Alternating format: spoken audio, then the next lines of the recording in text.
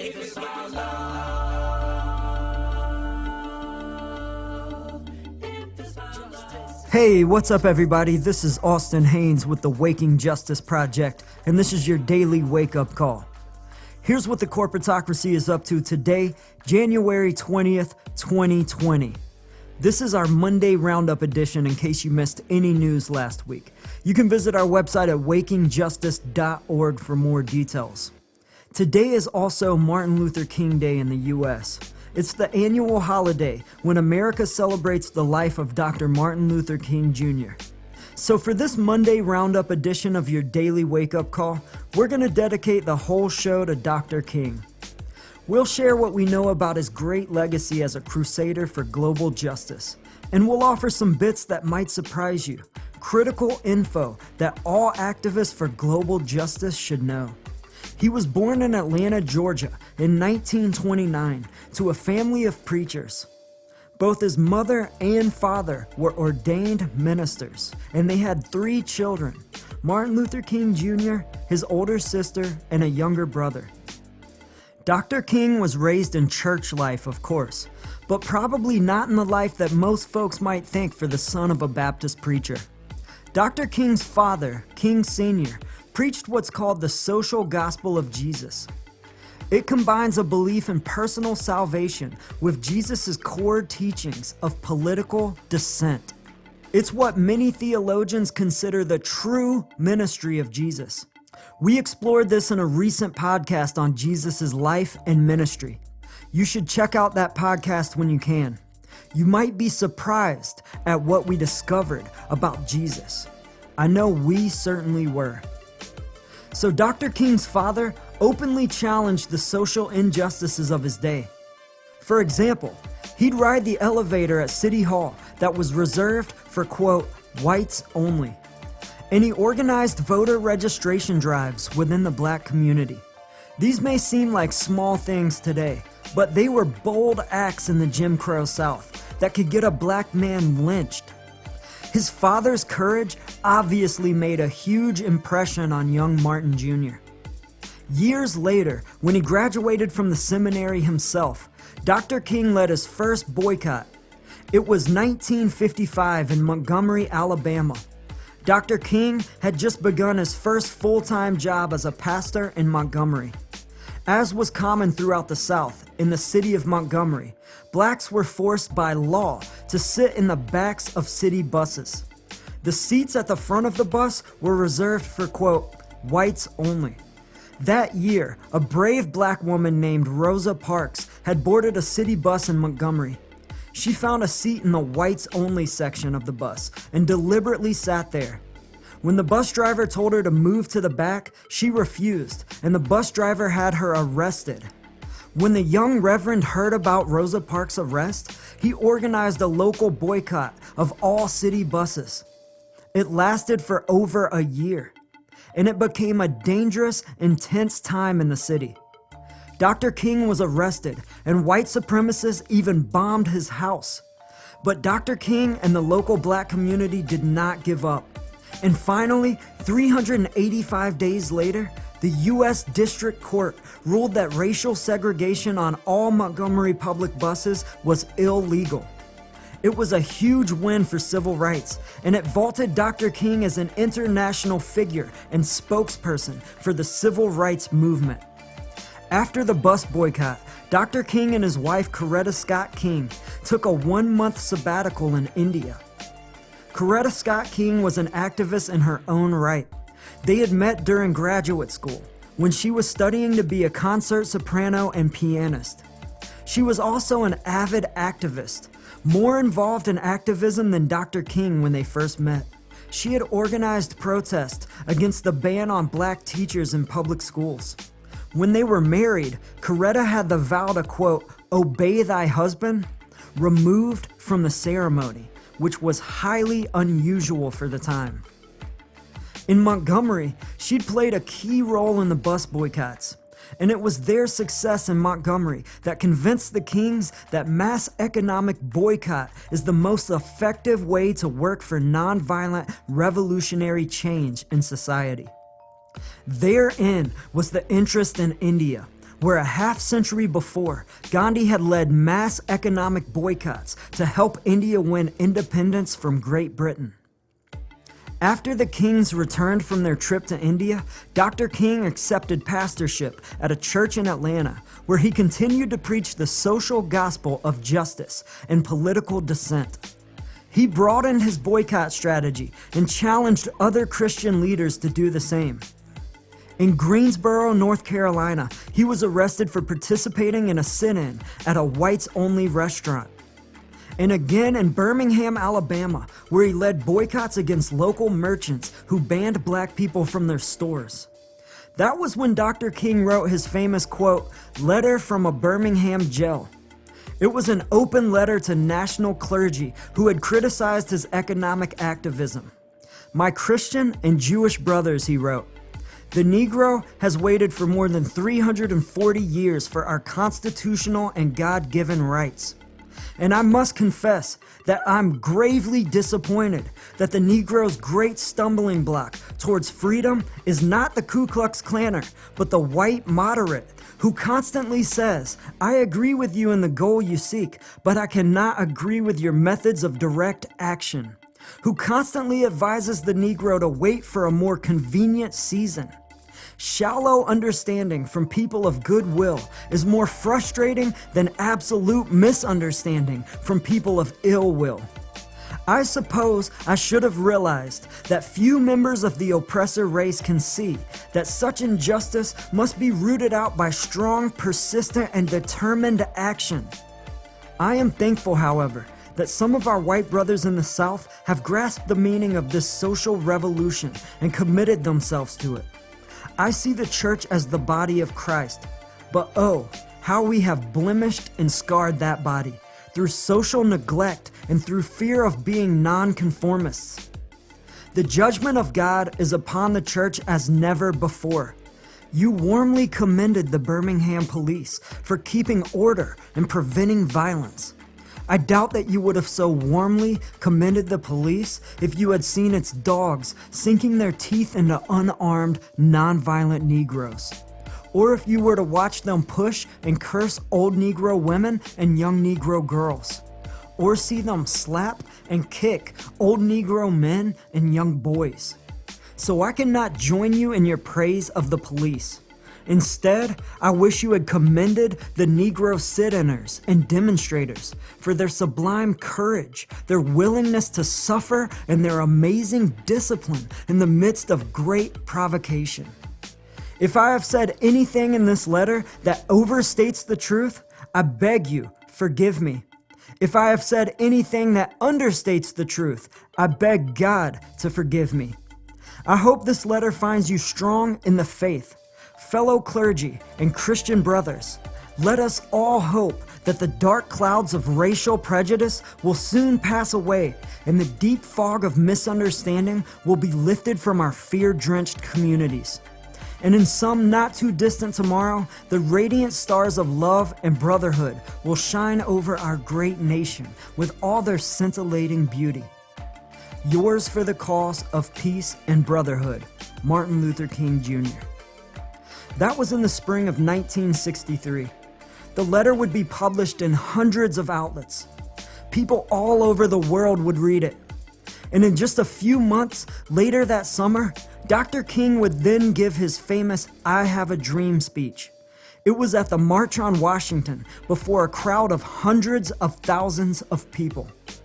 His dream speech is considered a pivotal moment in civil rights history. Indeed, the next year, the U.S. Senate passed the Civil Rights Act of 1964, and President Lyndon Johnson launched his so-called Great Society programs, which promised that no child will go unfed and no youngster will go unschooled. But Dr. King would soon come to lament the sunny optimism in his "I Have a Dream" speech.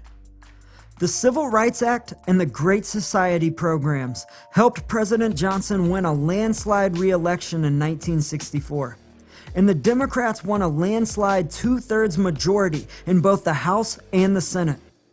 But despite controlling the presidency in both houses, the Democrats continued to escalate the war in Vietnam. Johnson's increases in war spending diverted funding from the Great Society programs, and by 1966 to 1967, progress against poverty had stalled.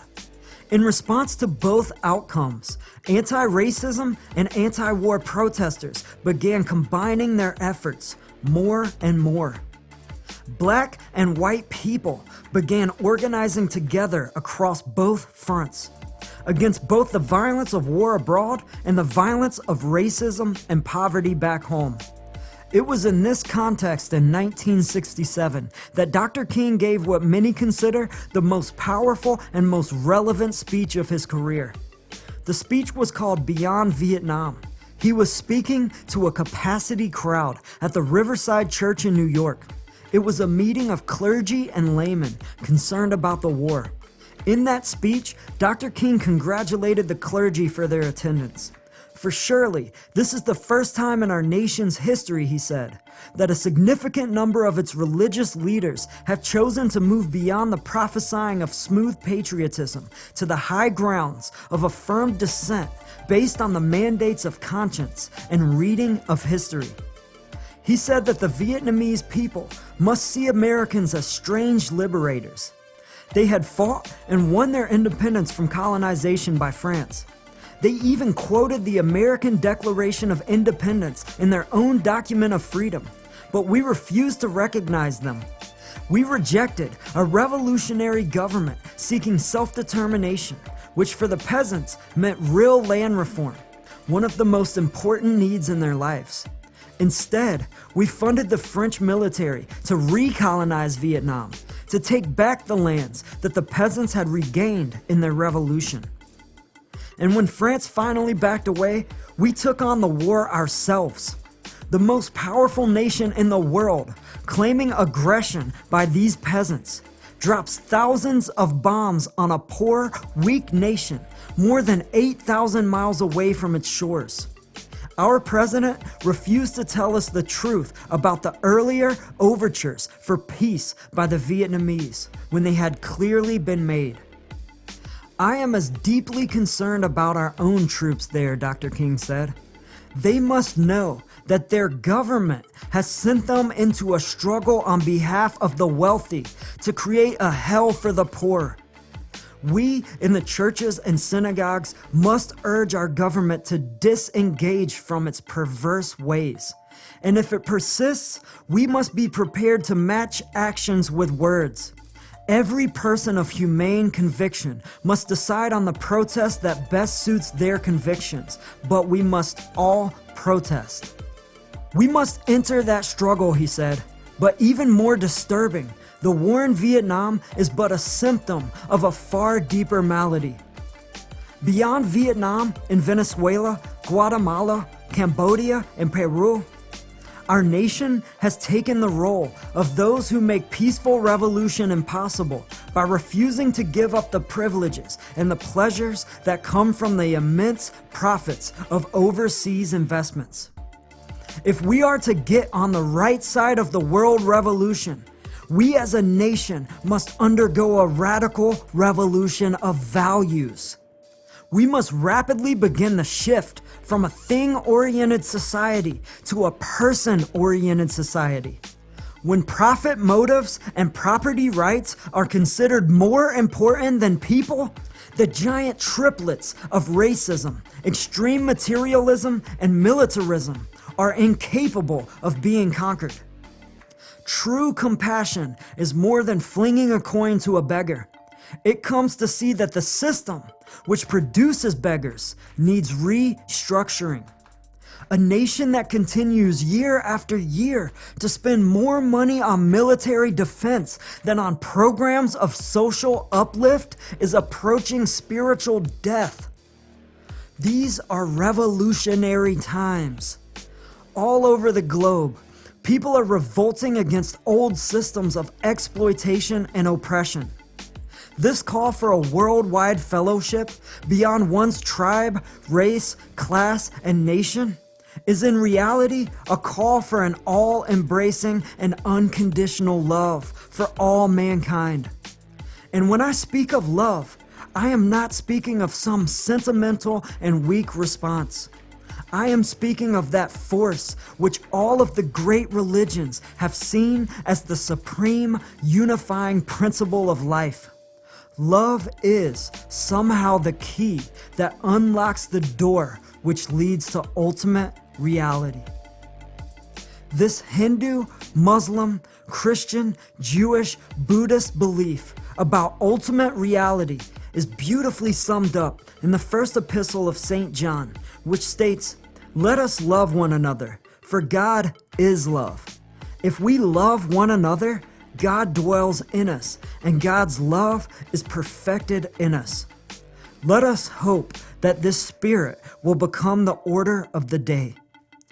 Dr. King's bold speech was widely condemned by establishment elites, of course. But some leaders like Robert F. Kennedy were inspired by King's courage. In fact, it was Robert Kennedy who suggested to Dr. King that he organize a Poor People's March on Washington. Kennedy himself had become a leading opponent of the war profiteering in Vietnam. And he agreed with Dr. King that tax dollars spent on war should instead be invested to end poverty and uplift people at home. In late 1967, Dr. King announced plans for the Poor People's March. His planning committee included Native Americans, Mexican Americans, Puerto Ricans, and white communities, representing 53 different organizations. People of all races and backgrounds would march together in solidarity against the violence of war and on behalf of caring for the poor and needy. But Dr. King's vision was beyond mere reforms. He saw racism, poverty, materialism, and militarism as intentional structures to keep people divided against each other and protect corporate profits and power. He argued that reconstruction of society itself is the real issue to be faced. He was calling for, quote, "a new stage of massive, active, nonviolent resistance to the evils of modern corporate society.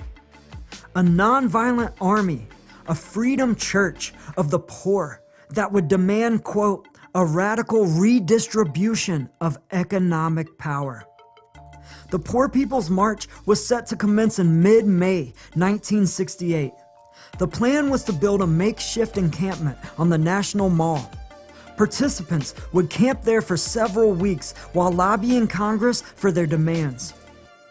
And remember, it was Robert Kennedy who had suggested the Poor People's March to Dr. King early on.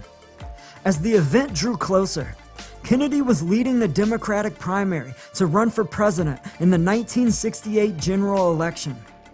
Likely, the plan was for RFK to join Dr. King at the march, where each would endorse the other. It would have been a most powerful, inspiring moment. The leading black leader and white leader in America standing together in solidarity against racism, poverty, war, and corporate greed. But neither would make it to the Poor People's March. On April 4th, just weeks before the march, and exactly 1 year to the day after his Beyond Vietnam speech, Dr. King would be assassinated. And just weeks later, Robert Kennedy would be assassinated as well. In her mourning, Mrs. King soldiered on and helped keep the march alive. Ralph Abernathy, Dr. King's longtime confidant and close friend, took over organizing the event. Of course, the shock of the assassination took their toll on the organizers and participants, and ultimately, little tangible results were achieved.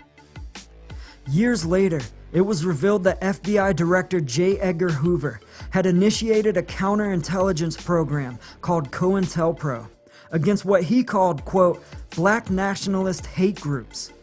Hoover had directed COINTELPRO agents to prevent the rise of a messiah who could unify and electrify the militant black nationalist movement.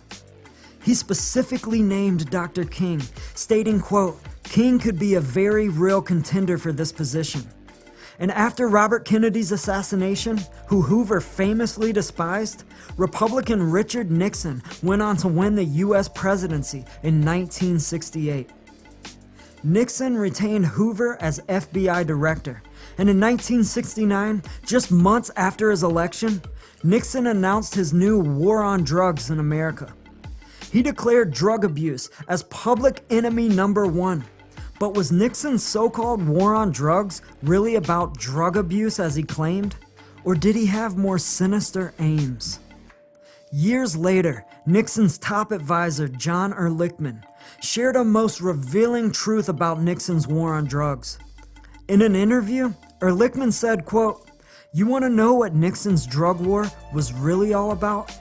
The Nixon campaign in 1968 and the Nixon White House after that had two enemies, the anti-war left and black people. You understand what I'm saying? We knew we couldn't make it illegal to be either against the war or black. But by getting the public to associate the hippies with marijuana and blacks with heroin, and then criminalizing both heavily, we could disrupt those communities. We could arrest their leaders, raid their homes, break up their meetings, and vilify them night after night on the evening news. Did we know we were lying about the drugs? Of course we did." Unquote. Also revealing was Nixon's appointment of corporate law attorney Lewis Powell to the U.S. Supreme Court. After Powell's appointment, a confidential memo by Powell was leaked to the media. It was written in 1971 to a right-wing corporate think tank, euphemistically called the U.S. Chamber of Commerce. And as we've previously reported, in his memo, Powell characterized the coalescence of black civil rights activists with white anti-war activists as a broad assault on the free enterprise system by, quote, extremists on the left. Powell advised corporate leaders to learn how to, quote, conduct guerrilla warfare against the left. He called on corporate elites to fight back by infiltrating the free press, academia, the three branches of government, and the courts. Powell's memo had an immediate influence on the corporate elites. In the 70s, they began building a powerful array of corporate think tanks and other institutions designed to, quote, shift public attitudes and beliefs over the course of years and decades. If you think we're implying that Dr. King's legacy helped hasten the transformation of our once representative democracy into what's well documented as a corporate plutocracy, then you'd be right. Indeed, more than any other American, Dr. King scared the hell out of the corporate power elites. But we don't think he failed. Dr. King kick-started the revolution, and it's up to us to finish it. And like his personal hero Gandhi and his personal savior Jesus Christ did, Dr. King showed us how to win it through mass economic boycott.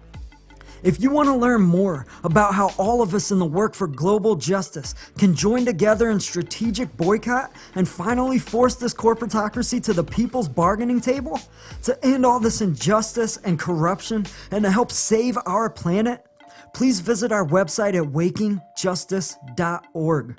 You can check out our About page and listen to our first podcast. And if you want more info on how you can get involved, you can email us at info@wakingjustice.org. We'd love to hear from you, but we're running out of time, y'all. So join us. Peace. You must be involved in the struggle for freedom and justice. If it's about love, if it's about Justice is waking, justice is rising. Justice is waking, justice is rising. If it's about Justice is waking, justice is rising. And it ain't just us, it's all of If us. it's Justice is waking, justice is rising. And it ain't just us, it's all of us. if it's about May every soul unite, tend the fire and let old coals relight.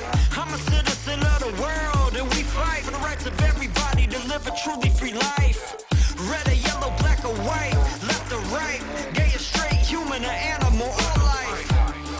Cause what matters is If you know it, stand tall and keep dropping the knowledge. Justice is waking, justice is rising, and it ain't just us, it's all of us. If it's about love.